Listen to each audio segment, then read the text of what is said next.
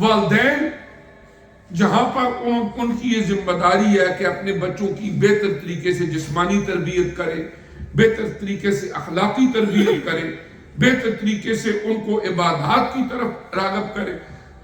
on other hand اللہ تعالیٰ نے جہاں والدین کی یہ ڈیوٹیاں لگائی ہیں وہاں پر والدین کو بڑا مقام بھی اسی لیے دیا ہے۔ قرآن پاک کے اندر ماں کے بارے میں، باپ کے بارے میں متعدد مقامات پر اللہ تبارک و تعالی نے ان کی عظمتوں کو بیان فرمایا۔ ایک صحابی حضور علیہ السلام کی بارگاہ میں حاضر ہوئے کہ یا رسول اللہ صلی اللہ علیہ وسلم، میرے حسن سلوک کا سب سے زیادہ مستحق کون ہے؟ فرمایا اموں کا، تیری ماں۔ پھر فرمایا اس کے بعد فرمایا اموں کا، تیری ماں۔ پھر تھرڈ ٹائم اموں کا، تیری ماں۔ اور پھر چوتھی دفعہ فرمایا ابو کا، تیرا باپ۔ اس لیے کہ باپ نے بھی بڑی مشقت کی ہوتی ہے ان کو پالنے کے لیے، لیکن قرآن پاک میں دوسرے مقام پر اللہ تعالیٰ نے ہمیں یاد دلایا، ہم اس دنیا میں آئے اس کا سبب ہمارے ماں اور باپ بنے۔ فرمایا تمہاری ماں نے تمہیں حمل میں اٹھائے رکھا، تمہیں دودھ پلاتی رہی، یہ تکلیفیں برداشت کرتی رہی، اس ماں کے ساتھ اس نے سلوک رکھا۔ اور یہ اس اللہ تعالیٰ کا ایک اپنا نظام قدرت ہے۔ قرآن میں ہماری تخلیق کو ایک ایک حصہ اس نے بیان فرمایا۔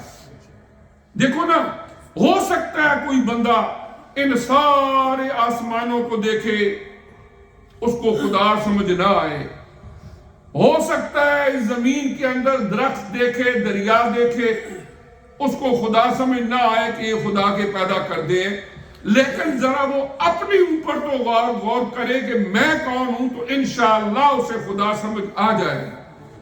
اللہ نے قرآن میں فرمایا کہ ہم نے تمہیں ایک پانی کے قطرے سے پیدا فرمایا، اور پھر سٹیجز بیان فرمائی کہ ماں کے پیٹ میں پہلے یہ ایک پانی کا قطرہ تھا، جمع ہوا خون تھا، گوشت کا لوتھڑا تھا، پھر ہم نے ہڈیاں بنائی اور ہڈیوں کے اوپر ہم نے گوشت چڑھا دیا، روح پھونکی، پھر انسان مکمل طور پر جب تیار ہو گیا ماں کی بون کے اندر، اس کے بعد ہم نے اس کو دنیا میں بھیجا۔ ماں سوئی ہوئی ہے، اللہ ہمارے وجود کی آنکھیں بنا رہا ہے، ہمارا دل بنا رہا ہے، ہمارے کان، ہمارے ہاتھ، ہمارے پاؤں بنا رہا ہے۔ ماں جو غذا کھاتی ہے اسی غذا سے آگے اللہ پاک ہمارے وجود کا ایک ایک انگ بنا رہا ہے۔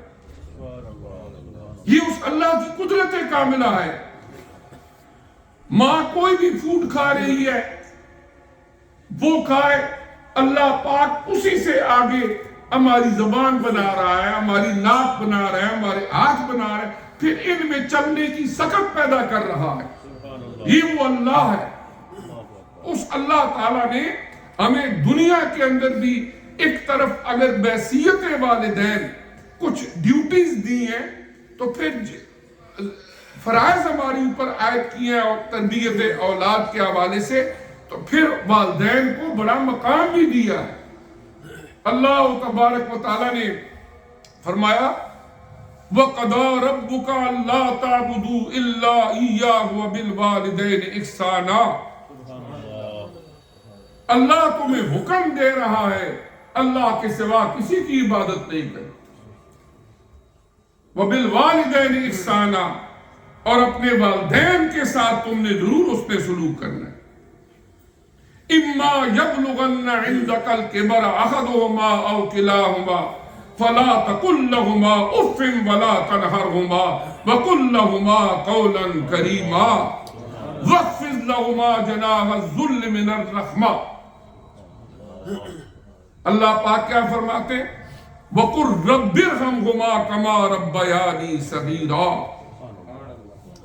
کہ تمہارے والدین میں سے دونوں یا کوئی ایک تمہاری زندگی میں بڑھاپے کو پہنچ جائے، کبھی انہیں اف بھی نہ کہو، اپنی مہربانی کے پر ان کے لیے جھکا لو۔